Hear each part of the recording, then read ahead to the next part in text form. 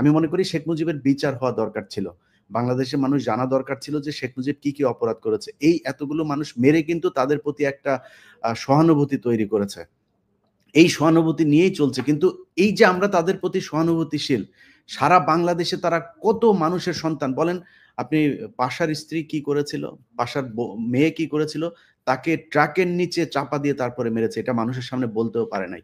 বজলুল হুদা, তাকে মৃত্যুর পরে তাকে জবাই করা হয়েছে, তাকে মানে জবাই করে হত্যা করা হয়েছে। মানে এত নৃশংসভাবে মারার তো দরকার নাই। শেখ হাসিনা কি করতে পারে সেটা আমরা বহু ইতিহাস জানি। সবশেষ যেই একটা এই ফোন রেকর্ড আপনার ঘুরে বেড়াচ্ছে, শেখ হাসিনা দেখেন হেলিকপ্টার থেকে গুলি করার জন্য যে নির্দেশ দিচ্ছেন, সরাসরি শেখ হাসিনা। এই যে ছোট বাচ্চাটা মারা গেল, সেটার জন্য তো শেখ হাসিনা দায়ী। অতএব আমরা এই যে এই অল্পতে খুব কি বলে যে তুষ্ট হয়ে যায় এবং অল্পতে সব অতীত ভুলে যাই, এটার কারণে আমাদেরকে এই অতীতে বহু মূল্য দিতে হয়েছে এবং ভবিষ্যতেও মূল্য দিতে হবে। সো ওই জায়গাগুলো যেন না হয়, আবার যেন আওয়ামী লীগ এবং ইন্ডিয়া এই দুইটা জায়গাতে যেন আমরা সবাই একমত থাকি।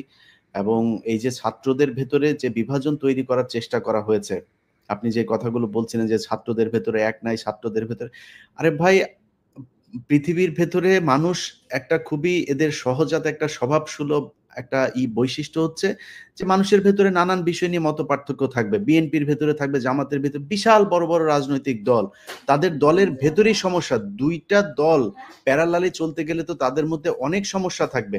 সো সেই জায়গাটাতে আপনি একটা জিনিস চিন্তা করেন যে এই ছাত্রদের ভেতরে কিছু বিষয় নিয়ে মত পার্থক্য থাকার কারণে তাদেরকে বলা হচ্ছে তাদের ঐক্য ভেঙে গিয়েছে। সো এই ঐক্যগুলো যে ভেঙে যায় সেটার একটা নিদর্শন এটা। এবং ছাত্রদেরও চিন্তা করা উচিত যে তারা এখনো কি করবে। আমরা এখনো ছাত্রদের প্রতি সম্মান রেখেই কথা বলছি, তাদের প্রতি আমরা শ্রদ্ধাশীল। 5ই আগস্ট তারা যেটা করে দেখিয়েছে, এটার জন্য তারা ভবিষ্যতেও যদি ছোটখাটো কোনো ভুল করেও থাকে, ইভেন কি ব্যক্তিগতভাবেও যদি আক্রমণ করে থাকে আমাদেরকে, আমি অন্তত আমার জায়গাটা পরিষ্কার করি, আমি ছাত্রদের প্রতি যথেষ্ট সম্মান দেখাবো এবং তাদের প্রতি সেই সম্মান রেখেই বলছি যে আজকের ঘটনায় তাদের আমার মনে হয় এই চিন্তা করা উচিত যে আসলে তারা কি করবে। আওয়ামী লীগের ব্যাপারে যত বেশি তারা, আপনি দেখেন আজকে সারা বাংলাদেশ এক হয়ে গিয়েছে। সারা বাংলাদেশের মানুষ আজকে সোশ্যাল মিডিয়াতে দেখেন কেউ এটার বিরুদ্ধে নাই, শুধু কতিপয় সুশীল ছাড়া। না, একটা জিনিস দেখেন, এই যে 21শে বইমেলা, বইমেলাতে একটা ডাস্টবিন বানানো হয়েছে শেখ হাসিনার ছবি দিয়ে। ওরে তো পাবলিক টয়লেট পর্যন্ত বানানো দরকার। ওর ছবির উপরে মানুষের মানে মলমূত্র ত্যাগ করা উচিত। ও এর চাই জঘন্য, এইটারও মানে আসলে না, ও এটারও মানে যোগ্য না। এর চাইতেও জঘন্য জায়গায় ওকে রাখা উচিত। কিন্তু সেটা নিয়েও আপনি দেখেন বাংলাদেশের মেইন স্ট্রিমের পত্রিকা পর্যন্ত যে এই বইমেলা হচ্ছে খুব পবিত্র জায়গায়, এখানে শফিকের মতো একজন মানুষ সে কিভাবে এটা করলো, এই ন্যারেটিভ গুলো কিন্তু দাঁড় করিয়ে তারা কিন্তু মানে বই মেলাটাকে খুব বেশি করার চেষ্টা করছে না, তারা শেখ হাসিনাকে গ্লোরিফাই করার চেষ্টা করছে। কিভাবে নিষিদ্ধ করি, ওরে বাবা, মানে দরদ উঠলে উঠতেছে। অর্থাৎ আমরা জাস্ট ভুলে গেছি যে আমাদের উপর কি পরিমাণ মানে জুলুম চালানো হয়েছিল, কি পরিমাণ অত্যাচার চালানো হয়েছিল। তো এই ঘটনাটা তো একটা আবার প্রমাণ করলো, একটা সুযোগ দিল কিন্তু যে আওয়ামী লীগের সহযোগী যারা আওয়ামী লীগের লেসপেন্সার, বুদ্ধিজীবী, সুশীল সমাজ, রাজনীতিবিদ, এদের বিরুদ্ধে আমাদেরকে অবস্থান নেয়ার, এদেরকে চিহ্নিত করার। আপনি কি মনে করেন? শেখ হাসিনাকে নিয়ে যাতে আর কোনো ধরনের এই ধরনের কাজ না হয়, এটা চেষ্টা করে যাচ্ছে। আমি আপনার এই লাইভে ঢোকার আগে মিসেস পাশার সাথে কথা হচ্ছিল, যে পাশা 1975 সালের 15ই আগস্টের একজন সূর্য সন্তান, এই বাংলাদেশের অত্যন্ত অকুতোভয় সাহসী একজন মুক্তিযোদ্ধা। তিনি আমাকে বলছিলেন, ধন্যবাদ দেওয়ার জন্য ফোন করেছেন, তো তখন তিনি বলছিলেন যে দেখেন ইলিয়াস, দেখো আমার মেয়েটাকে ওরা মেরে ফেলেছে, আমি এই মেয়েটাকে নিয়েই বেঁচেছিলাম বলে তিনি কান্না করছিলেন। খুব কষ্ট হচ্ছিল কনক ভাই। ধরেন আমরা এই 15ই আগস্টের ঘটনাকে নিয়ে শেখ হাসিনাকে এই সারা জীবন এই এক ঘটনা দিয়েই, কিন্তু যদি নাকি ধরেন আমি যদি ওই 15ই আগস্টের ওই জায়গায় থাকতাম, হ্যাঁ, এর বাইরে সাধারণত মানুষকে আপনি দেখবেন না যে ছোট একটা মিছিল। আর আরেকটা জিনিস কনক ভাই বলে রাখি, আমি পরে বলি, যদি আপনি বলেন। প্রশ্ন থাকে। না, আমি বলছিলাম যে ধরেন আমাদের এই যে সংবাদ মাধ্যমগুলো আছে, পত্রিকা বলেন, মিডিয়া বলেন, এই টেলিভিশন বলেন, এরাও কিন্তু খুব মানে এগুলো আসলে আপাতদৃষ্টিতে মনে হচ্ছে তারা একটা নিরপেক্ষ অবস্থানে। তারা কিন্তু খুব কৌশলে মানে হাসিনা আওয়ামী লীগের পক্ষে কাজ করছে, বিভক্তি ধরিয়ে দেওয়ার কাজ করছে।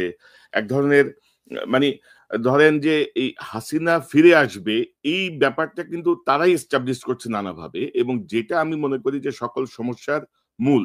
মানে আপনি যদি দেখেন হাসিনা আজকে যেই টেলিফোনে যে বক্তব্য দিল কোনো অনুকম্পা নাই, কোনো অনুশোচনা নাই। এর মধ্যে আপনি দেখেছেন যে সে অমুকের হাত ভেঙে দাও, অমুকের বাড়ি পোড়ায় দাও, ওদের বাড়িঘর আমাদের বাড়িঘর আছে, ওদের বাড়িঘর নাই।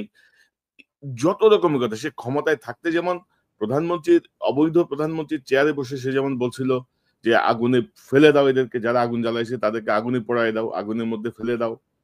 এখনো কিন্তু সে সেইম টোনে কথা বলতেছে এত হত্যাকাণ্ডের পরেও।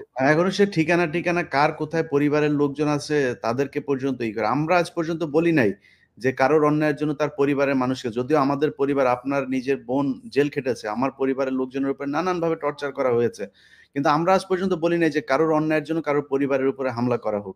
তিনি কিন্তু এখনো বলছেন কোন জজের কোন এই সমন্বয়কের পরিবারের কে কোথায় আছে এগুলো লিখে রাখতে, এগুলো সব হিসাব নেওয়া হবে।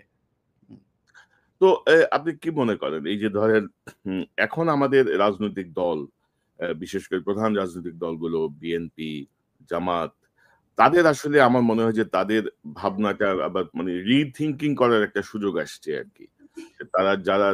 তারা যেভাবে ভাবছিলেন আপনি কি মনে করেন? আপনার কি না, পরামর্শ? তা তো অবশ্যই। আমি ধরেন সমস্যাটা হয় কি, বাংলাদেশের মানুষের ভেতরে একটা উম চরম আকারে প্রতিযোগিতা কাজ করে। এই প্রতিযোগিতাটা তারা অনেক সময় অসুস্থ ক্ষেত্রেও প্র্যাকটিস করার চেষ্টা করে। যেমন আমাকে নিয়ে ধরেন, যদি আমি একটা জামাতের ব্যাপারে একটা কথা বলি, তখন আমাকে বানানো হয় আমি বিএনপি পন্থী। আবার বিএনপির ব্যাপারে একটা কথা বললে আমাদেরকে বানানো হয় জামাতপন্থী। ভাই, আমি জামাতপন্থীও না, বিএনপি পন্থীও না। আমি আবার যদি জিজ্ঞেস করেন যে আমি কোন পন্থী বলতেই হবে, তাহলে আমি জামাত বিএনপি পন্থী। কারণ আমরা এক জায়গায় আমরা মানে ঠিক আছে, সেটা হচ্ছে আওয়ামী লীগকে কোনো ছাড় দেওয়া হবে না। আওয়ামী লীগকে যেই দল যত বেশি ছাড় দেবে, আমি সেই দল থেকে তত বেশি দূরত্ব বজায় রাখবো। সো এই জায়গাটাতে ঠিক থাকতে হবে।